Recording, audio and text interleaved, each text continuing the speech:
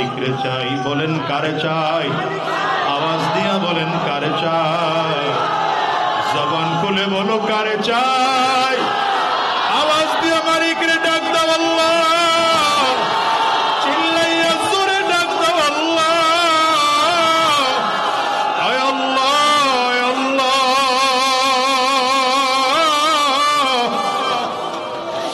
তুমি ছাড়া আমাদের কেউ নাই, তুমি ছাড়া আমাদের আর কেউ নাই, তুমি ছাড়া মুহাব্বতের কেউ নাই, তুমি ছাড়া ইবাদতের উপযুক্ত কেউ নাই, তুমি ছাড়া ক্ষমাশীল কেউ নাই। এই দিলটাকে ভেঙে ফেললাম, আমার আমল দিয়ে উপায় নাই। আমি আমার আমল দিয়ে জান্নাত পাওয়ার আশা রাখি না, আমি আমার কাজ দিয়ে জান্নাত পাওয়ার আশা রাখি না। আল্লাহ তুমি ছাড়া দুনিয়াতেও কেউ নাই, কবরেও কেউ নাই, আসরেও কেউ নাই, ফুলসিরাতেও কেউ নাই, মিজানেও কেউ নাই, আছো একমাত্র তুমি আল্লাহ। আল্লাহ বান্দারে খালি খানা দিও না। এই মজলিসেও যারা আসছি, ভাঙা দিলটার মধ্যে তোমার মোহাব্বত ঢুকায় দাও, ভাঙা দিলটার মধ্যে তোমার মোহাব্বত ঢুকায় দাও, তোমার নূর সিনার মধ্যে ঢুকাইয়া দাও আল্লাহ। তোমার মোহাব্বত না নিয়ে বাড়িতে ফিরাইও না আল্লাহ, আল্লাহ তোমার মোহাব্বত না নিয়ে বাড়িতে ফিরাইও না আল্লাহ। তোমার মোহাব্বত করে যার মধ্যে ঢুকাইয়া দাও। আমার মালিকের হাত দুইটা উঁচা করে চিল্লায় ডাক দেন না আল্লাহ, আরো জোরে আল্লাহ, জবান খুলে আল্লাহ, চিল্লায় জোরে আল্লাহ, আরো জোরে আল্লাহ, চোখের পানি ফেলাই আল্লাহ, আওয়াজ দিয়া বলো আল্লাহ।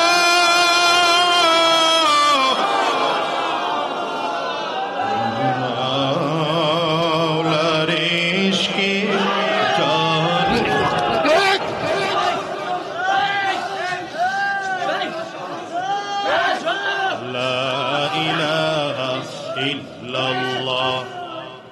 শয়তানের ধোঁকা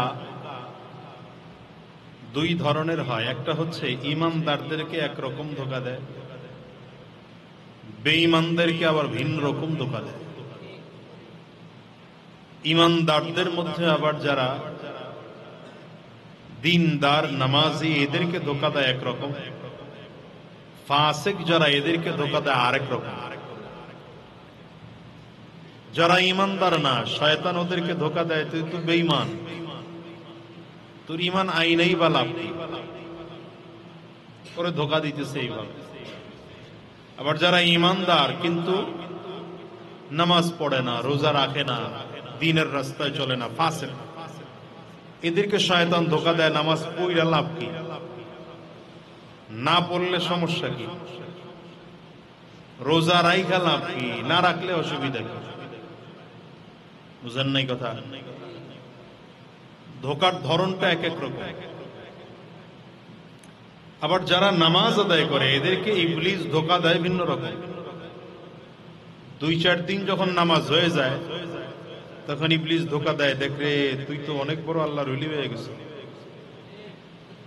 আর শয়তান নিজের মধ্যে নিজের একটা হালাত তৈরি করে, বিশাল আল্লাহর ওলি।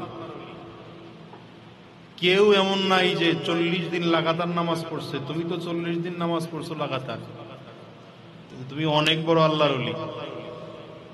তাকবীরে উলা তোমার ছোটে না, তুমি অনেক বড় আল্লাহর ওলি। তাহাজ্জুদের নামাজ ছোটে না, তুমি অনেক বড় আল্লাহর ওলি। এদের জন্য ঔষধ হচ্ছে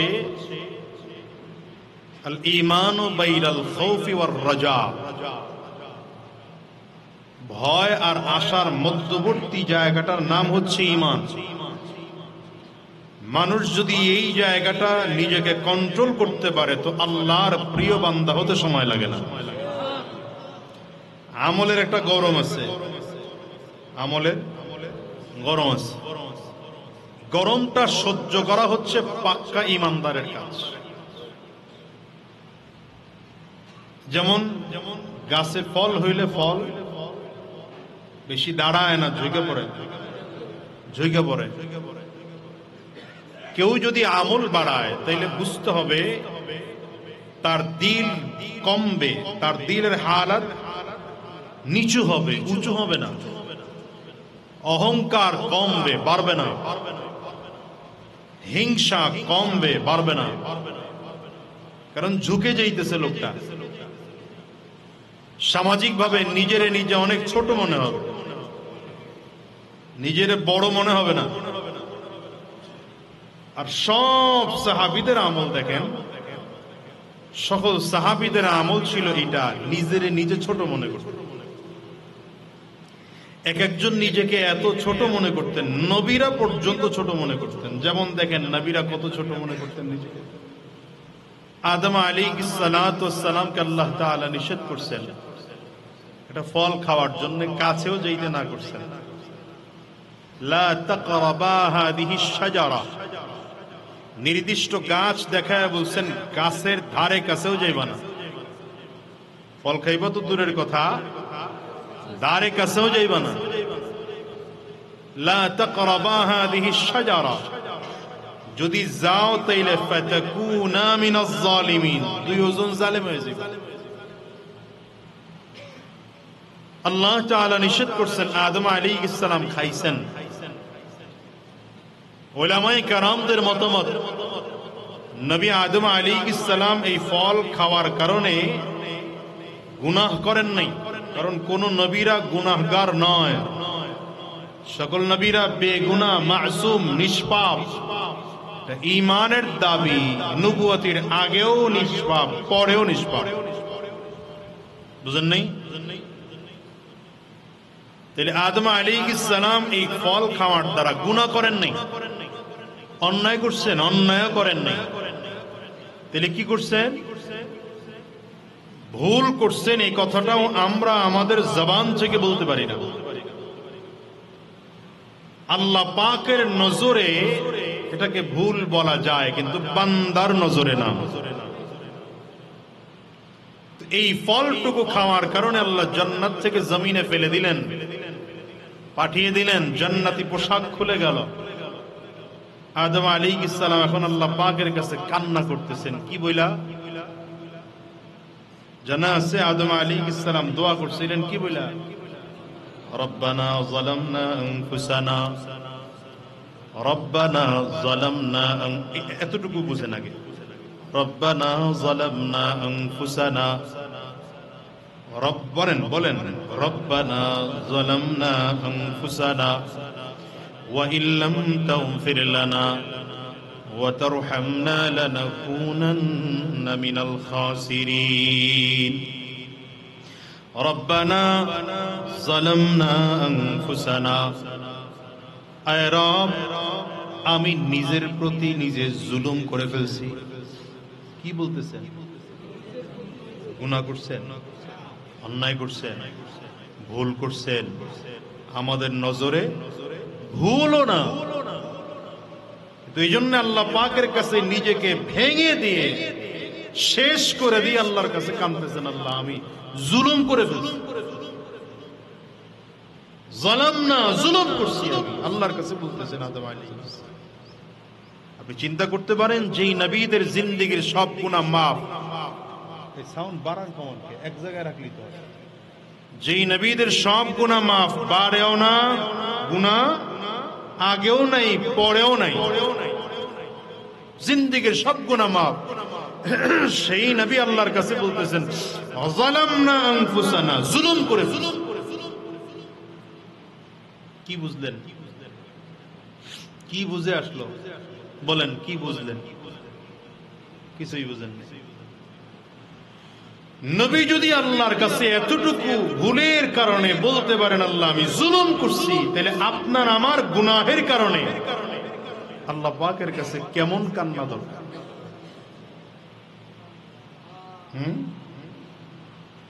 জমিনের থেকে আসমানের দিকে নজর উঁচা করে তাকান নাই আদম আলাইহিস সালাম লজ্জায়, যে আমি অন্যায় করছি, আমি তাকাবো কেমন আল্লাহর কাছে? নবী ইউনূস আলাইহিস সালাম দোয়া করছেন। কি দোয়া পড়েন না? লা ইলাহা ইল্লা আনতা সুবহানাকা, শেষেরটুকু ইন্নী কুনতু মিনাজ জালিমিন। লা ইলাহা ইল্লা আনতা সুবহানাকা ইন্নী কুনতু মিনাজ জালিমিন। আল্লাহ, আমি আমার উপরে জুলুম করে ফেলছি। ইন্নী কুনতু মিনাজ জালিমিন, আমি তো জালিম হয়ে গেলাম। নিজেরই নিজে বলতেছি। যেই নবীর জিন্দেগীর সব গুনাহ মাফ, এই নবীরা বলতেছেন আল্লাহর কাছে ছোট ছোট কাজ। ইউনূস আলাইহিস সালাম কি করছিলেন? দাওয়াত দিছেন, উম্মতরা দাওয়াত গ্রহণ করেন না, এই জন্য নিজের দেশ ছেড়ে রওনা করছেন। আল্লাহ এই জন্য মাছের পেটে নিয়েছিলেন। তো নবী নিজের দায়িত্ব রেখে পালাতে পারে না, তো এটা গুনাহ না। এতটুকুর কারণে আল্লাহ পাকের কাছে ক্ষমা চাইতেছে, এই বইলা যে আল্লাহ আমি জুলুম করছি।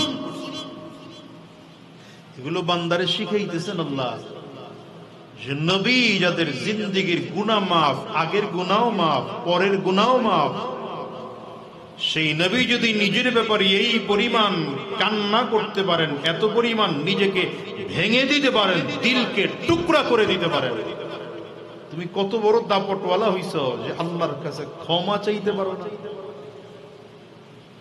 বলেন, আমরা কত টাকার মালিক হইছি যে আল্লাহ পাকের হুকুম মানতে আমাদের এত দ্বিধা, এত ভয়, এত মুশকিল, এত অহংকার। কয় টাকার মালিক হলে অহংকারী করা যায়?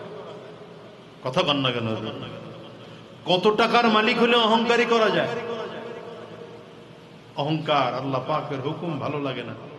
এই যে দেখেন না, সিদ্ধান্ত নিছে যে আল্লাহর বিধান সন্তানদের, ছেলেদেরকে দেওয়া হয় ডবল, মেয়েদেরকে দেওয়া হয় অর্ধেক।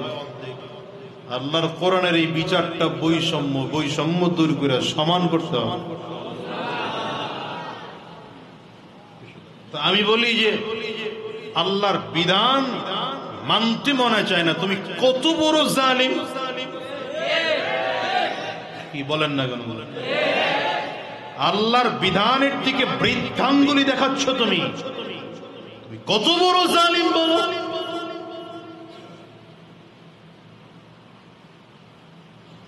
আল্লাহর বিধানকে বৃদ্ধাঙ্গুলি দেখায় বলে আমাদের যৌন কর্মীদেরকে স্বীকৃতি দিতে হবে। আবার এখন যুক্তি দেখায়, এটা স্বীকৃতি দিলেই তো ধর্ষণ কমবে। যৌনকর্মীদের স্বীকৃতি দিলে কি কমবে? এটা কাগজ যুক্তি, কুকুরের যুক্তি। কাদের যুক্তি? কুকুরের যুক্তি। কেন বললাম? কুকুরের যুক্তি হলো কাপড় কম পরা, না পরা, না পরা। কুকুরের যুক্তি কি? ওর গায়ে কাপড় একটা দিয়ে রাখেন। হ্যাঁ, কাপড় রাখবে তো দূরের কথা, আল্লাহ ওর একটা লেজ দিছে, লেজ দিয়ে তোর লজ্জাস্থান ঢাইকা রাখবি। গাধায়, কুকুরে আর কি, গাধায় না, কুকুরে লেজ রে পিছন দিয়ে বইটা উল্টো করে রাখছে। এটা দিছে, এটা ঢাকবো না আমি। প্রাণীদের মধ্য থেকে অসভ্য প্রাণী হলো কুকুর।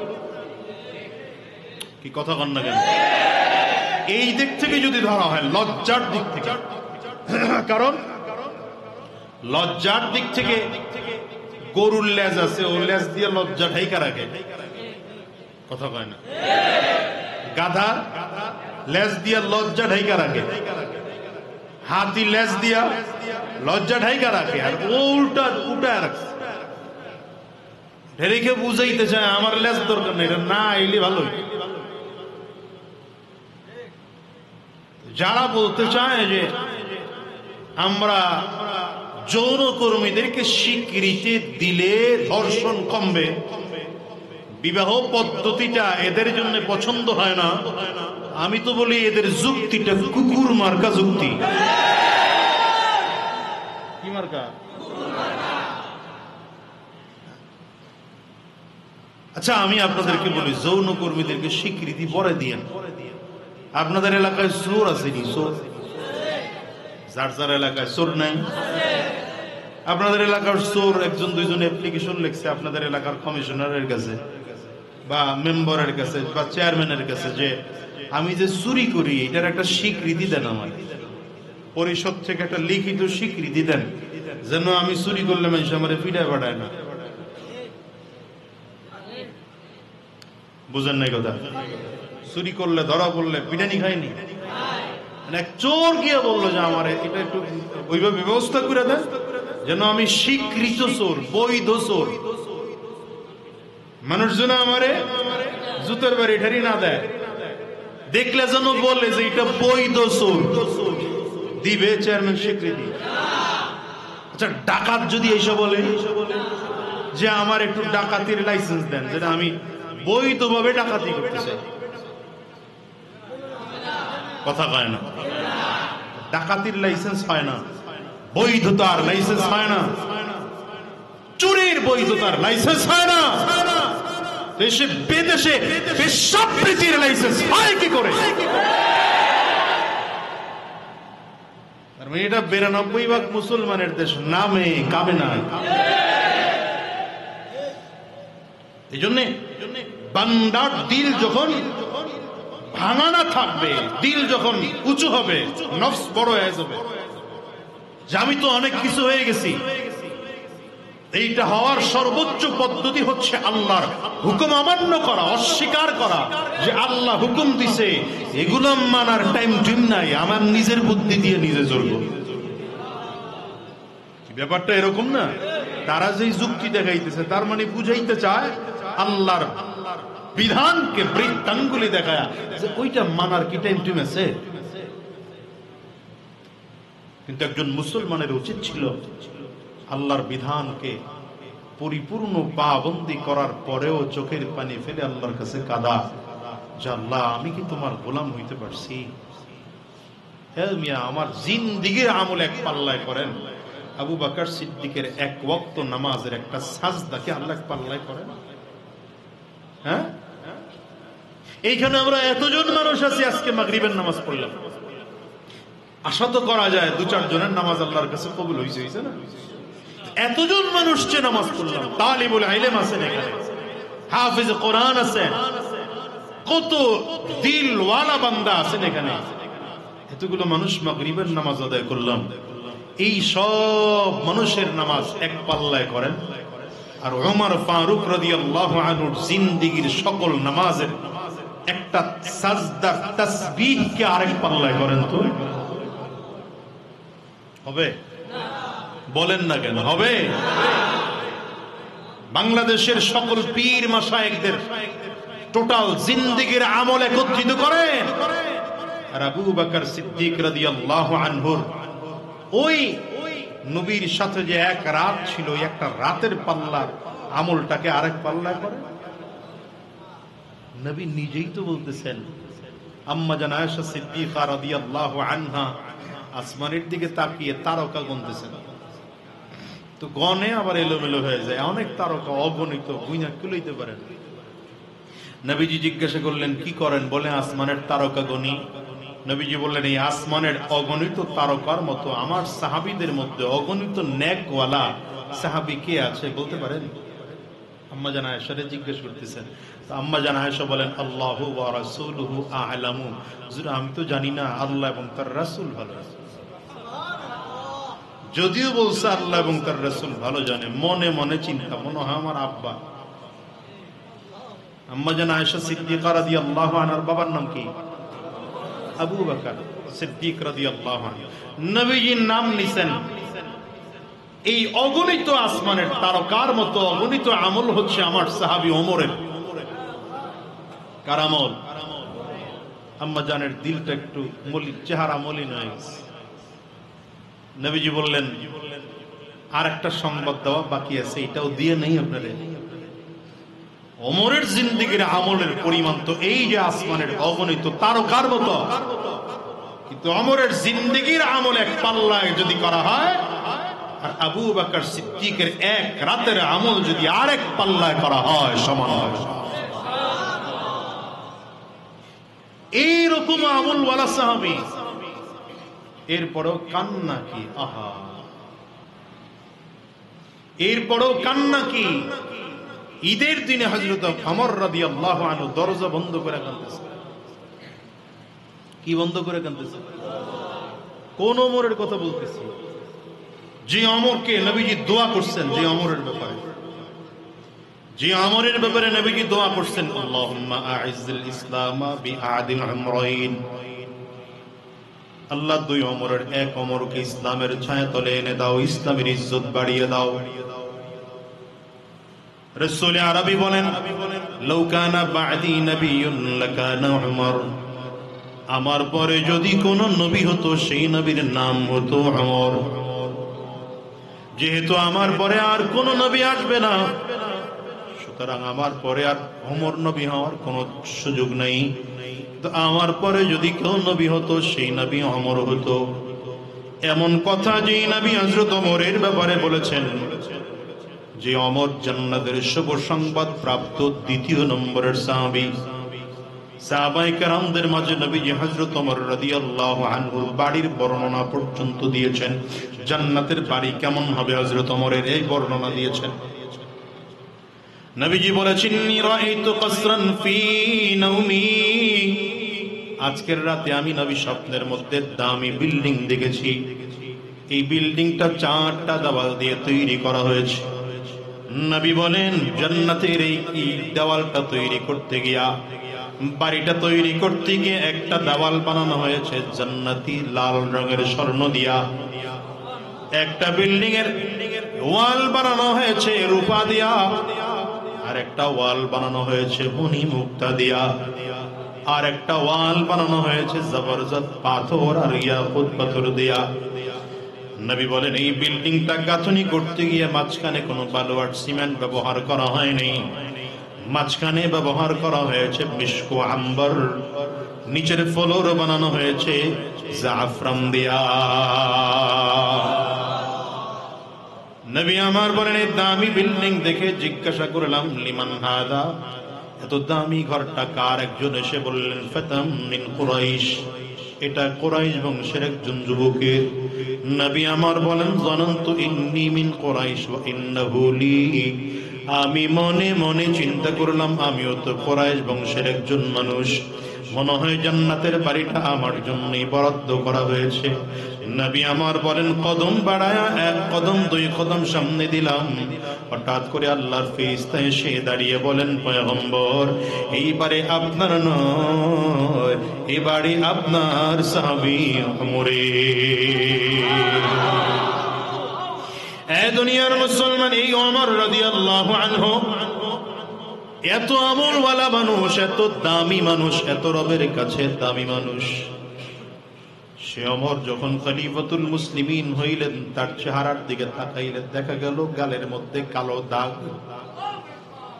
ভাই ওমর, এই কালো দাগগুলো কেন? কেন কালো দাগ? আপনার এই কালো দাগগুলো দেখতে ভালো দেখা যায় না। একটু ঔষধ ব্যবহার করেন তো গালের কালো দাগগুলো ভালো হয়ে যাবে। হযরত ওমর বলেন, আমিও জানি গালে ঔষধ লাগাইলে কালো দাগগুলো ভালো হয়ে যাবে, কিন্তু আমি আমার রবের সামনে যেদিন দাঁড়াইব, আমার মালিক যদি আমার প্রশ্ন করে, ওমরে কি নিয়ে আসছো? সেই দিন আমি আমার মালিকের সামনে দাঁড়ায় বলবো, আল্লাহ, আর কিছু নিয়ে আসতে পারে নাই, একমাত্র তোমার ভয়ে, তোমার জাহান্নামের ভয়ে কাঁদতে কাঁদতে গালের মধ্যে কালো দাগ করে নিয়ে আসছি।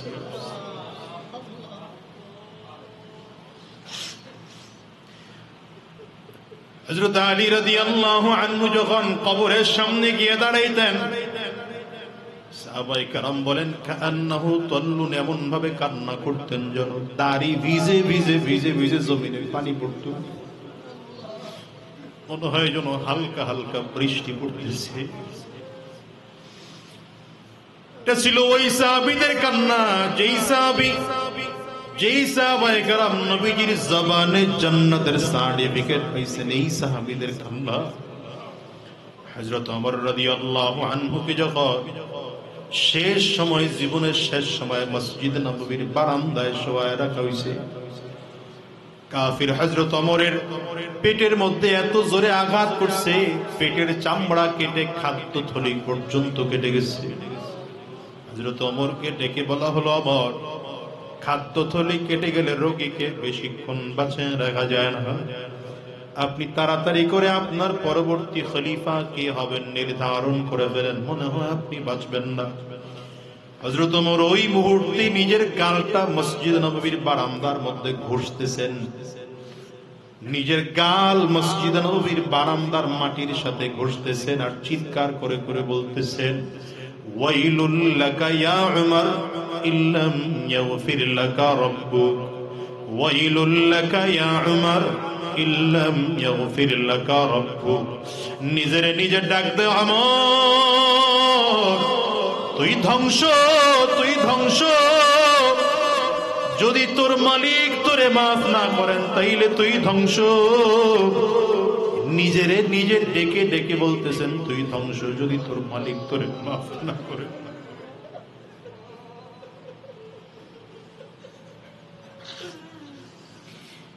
এবার চিন্তা করেন, আপনার আমার জিন্দেগিতে আল্লাহ পাকের কাছে মাফ চাওয়া কত বেশি দরকার। যে ওমর নবীর হাতে হাত দিয়ে কালিমা পড়ে মুসলমান হয়েছে, যে ওমর রাদিয়াল্লাহু আনহুর কবর নবীজির পাশের কবর, যে ওমরকে নবীজির সালাম দিতে হলে ওমর রাদিয়াল্লাহু আনহুকে সালাম দিতে হয়, কারণ সর্বপ্রথম আমার নবীকে সালাম দিতে হয়, এরপরে আবু বকরকে সালাম দিতে হয়, এরপরে ওমর ফারুককে সালাম দিতে হয়। সে ওমর জাহান্নামের ভয় যদি এই পরিমাণ কান্না করতে পারে, আপনার আমার জিন্দেগিতে কেমন কান্না দরকার, কেমন অন্তর ভাঙা দরকার চিন্তা করে দেখে। কিন্তু দিলের মধ্যে শয়তান জায়গা করে বসেছে, এই দিলের মধ্যে অহংকার ঢুকে আছে, দিলের মধ্যে হিংসা ঢুকে আছে, দিলের মধ্যে দুনিয়ার মোহাব্বত ঢুকে আছে, দিলের মধ্যে সন্তানের মোহাব্বত ঢুকে আছে, এই দিলের মধ্যে বিবির মোহাব্বত ঢুকে আছে, দিলের মধ্যে দুনিয়ার টাকা পয়সার লোভ ঢুকে আছে। মনে রাখবেন, রবের মোহাব্বত যতদিন কলিজার মধ্যে জায়গা না দেওয়া যাবে, ততদিন পর্যন্ত আমার মালিকের প্রিয় বান্দা হওয়া যাবে না। এই জন্য কোন কোন কবিরা চোখের পানি ফেলে কাঁদতেন আর বলতেন, হর তমন্না দিল সে রুখসত হো গই, हर तमन्ना दिल से रुखसत हो गई, हर तमन्ना दिल से रुखसत हो गई, अब तो आजा, अब तो खलवत आ गई, अब तो आजा, अब तो खलवत आ गई। আর মালিক রে ডেকে ডেকে বলতেন, আল্লাহ এই দিল থেকে সব সরায় দিলাম, দিলের মধ্যে এখনো কিছুই নাই, আমার দিল পুরোটা খালি, আমার দিলের মধ্যে কিছুই নাই, আমার দিলের মধ্যে এখন তোমার জায়গা। আমার দিলটাকে দুনিয়ার মোহাব্বত থেকে খালি করলাম, সন্তানের মোহাব্বত থেকে দিলটাকে খালি করে দিলাম, টাকা পয়সার মোহাব্বত থেকে দিলটাকে খালি করে দিলাম, আহারে স্ত্রীর মোহাব্বত থেকে দিলটারে খালি করে দিলাম। এখন তুমি ছাড়া দিলের মধ্যে আর কেউ নাই আল্লাহ, এখন তোমার জন্য দিলের জায়গা, তুমি আমার দিলের মধ্যে এসে বসে যাও। এই যে আনোখানেই তো বান্দা জিকির করে লা ইলাহা ইল্লাল্লাহ, এই খেয়ালেই তো বান্দা জিকির করে, আল্লাহ আমার এই দুনিয়াতে আমার বাড়ি নাই, আমার দুনিয়াতে আমার গাড়ি নাই, এই দুনিয়া আমার টাকা নাই, পয়সা নাই, সম্মান নাই, ইজ্জত নাই, দুনিয়াতে তোমার গোলামি করার মতো আর কারো গোলামি করার মতো কেউ উপযুক্ত নাই, এই দুনিয়াতে কেউ নাই, কেউ নাই, কেউ নাই, কেউ নাই। এই চিন্তা করি বলে আছেন তো একমাত্র আল্লাহ। বান্দা এই চিন্তা করেই তো জিকির আর তাসবিহ আদায় করে, লা ইলাহা ইল্লাল্লাহ, বলেন লা ইলাহা ইল্লাল্লাহ।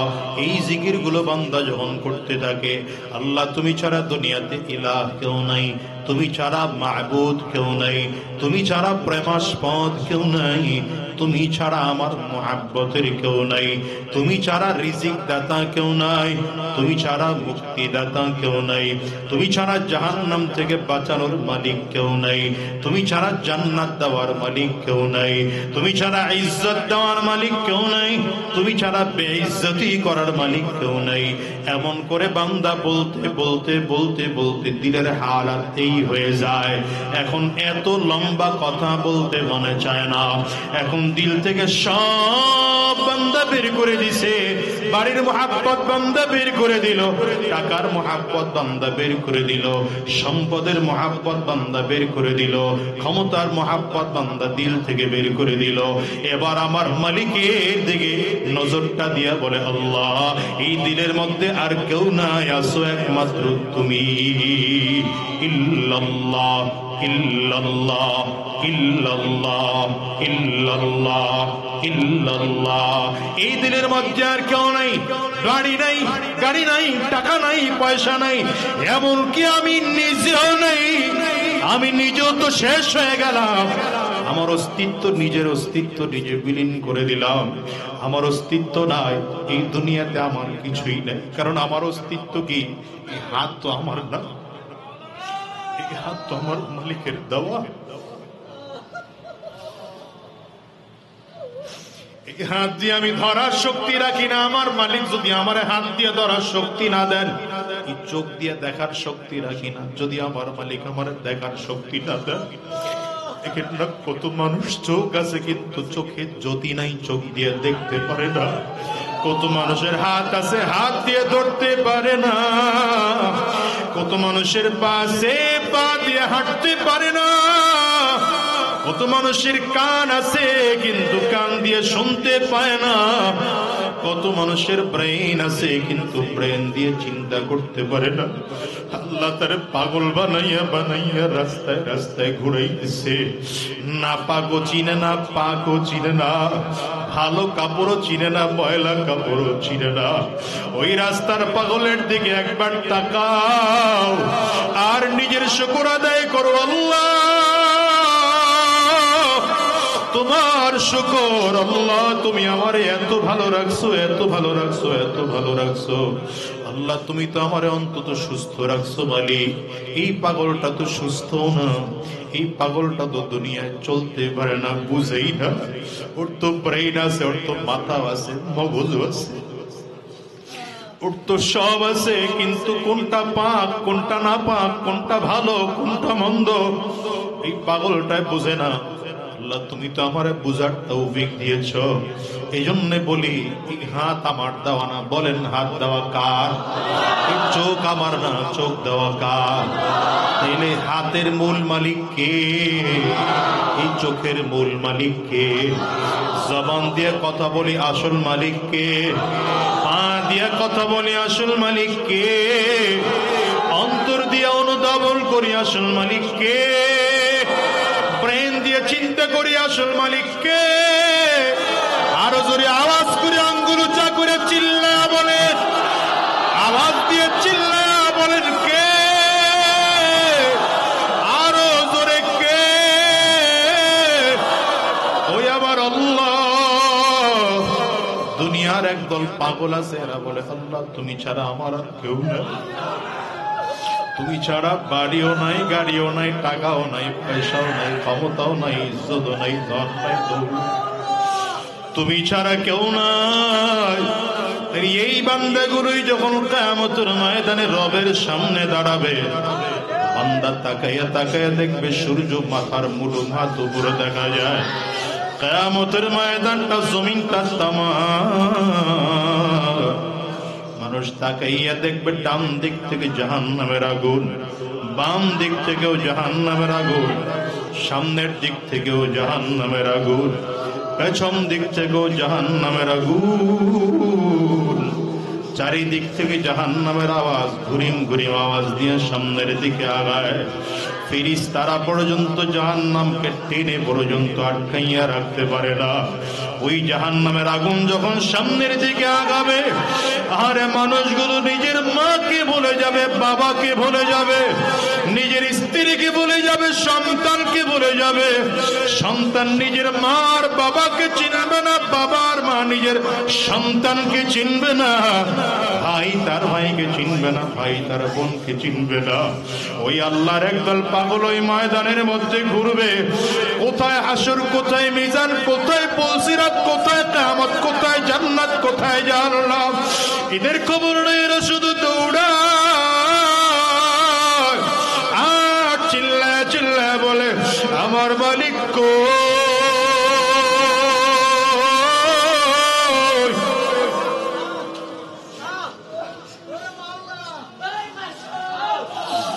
আমার আল্লাহ কই। আমার মালিকরে পাওয়ার জন্য কত মেহনত, কত কষ্ট, কত যন্ত্রণা। হিসাব করে দেখেন না মুসলমান, আমার মালিকরে পাওয়ার জন্য কত কষ্ট। ওই টঙ্গীর ইস্তেমার ময়দানে গিয়ে 3 দিনের কষ্ট। আমার মালিকরে পাওয়ার জন্য উজানির দরবারে গিয়া কত কষ্ট। চরমনার আল্লাহর কুতুবের দরবারে গিয়া 3 দিনে কত কষ্ট। কুয়াকাটা হুজুরের দরবারে আইসা কত কষ্ট। এরপরও কেন চাই? আমার মালিকরে চাই, আমার মালিকরে চাই। বলেন কারে চাই? আওয়াজ দিয়া বলেন কারে চাই? জবান খুলে বলো কারে চাই? আওয়াজ দিয়ে মালিকরে ডাক দাও আল্লাহ, চিল্লাইয়া জোরে ডাক দাও আল্লাহ, আয় আল্লাহ, আয় আল্লাহ।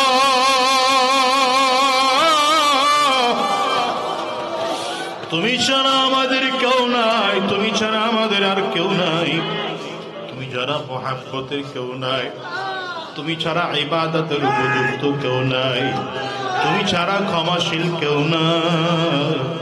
এই দিলটাকে ভেঙে ফেললাম, আমার আমল দিয়ে উপায় নাই। আমি আমার আমল দিয়ে জান্নাত পাওয়ার আশা রাখি না, আমি আমার কাজ দিয়ে জান্নাত পাওয়ার আশা রাখি না। আল্লাহ তুমি ছাড়া দুনিয়াতেও কেউ নাই, কবরেও কেউ নাই, আসরেও কেউ নাই, ফুলসিরাতেও কেউ নাই, মিজানেও কেউ নাই, আছো একমাত্র তুমি আল্লাহ। আল্লাহ বান্দারে খালি খানা দিও না।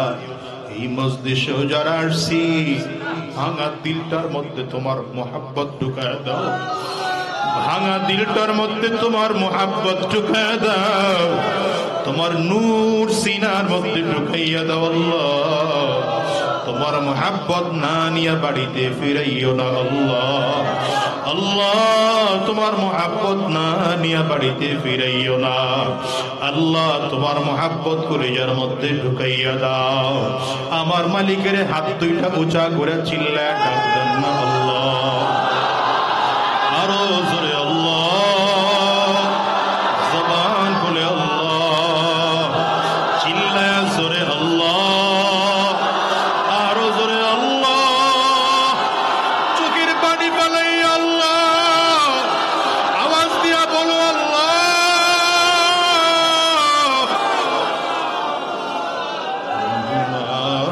মাওলার ইশকে